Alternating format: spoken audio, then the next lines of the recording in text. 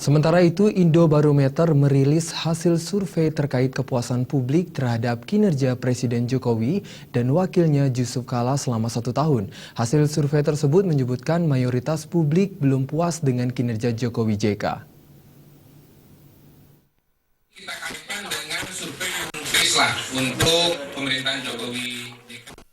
Indobarometer melakukan survei terkait kepuasan publik terhadap kinerja Presiden Joko Widodo dan wakilnya Yusuf Kala atau JK selama 1 tahun.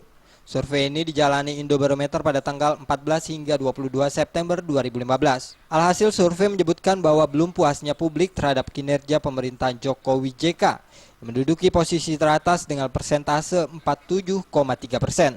Sedangkan publik yang mengaku cukup puas dengan kinerja Jokowi JK hanya 44,8%. Sementara 3,8% mengaku tidak puas sama sekali dan 3,0% responden memilih tidak tahu serta 1,2% responden mengaku sangat puas. Direktur Eksekutif Indobarometer M. Kodori mengatakan, umumnya publik yang mengaku tidak puas dengan kinerja Jokowi JK karena gagal dalam mengatasi permasalahan ekonomi. Di antaranya harga bahan pokok yang terus melonjak naik, terus melemahnya nilai tukar rupiah dan tingginya harga BBM. Selain ekonomi, Jokowi JK juga dianggap gagal dalam menciptakan pekerjaan dan memberantas korupsi. Kita masuk kepada salah satu item yang rutin dievaluasi ya dalam konteks pemerintahan, yaitu tingkat kepuasan.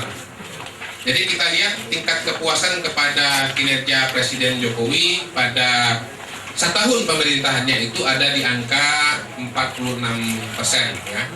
Tidak terlalu menggembirakan, tapi memang ya biasanya begitu, kalau ekonomi lagi turun, kepuasan kepada presiden itu juga mengalami penurunan. Oke, terus, nah dibandingkan dengan 6 bulan yang lalu terjadi penurunan, ya sekitar 11% ya, penurunan sekitar 11%.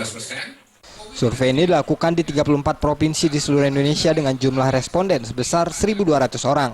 Margin of error sebesar lebih kurang 3% pada tingkat kepercayaan 95%.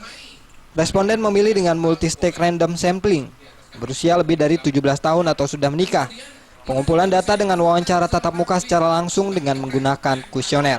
Di Jakarta, Febri Waryanti dan Rifan Alfidian melaporkan.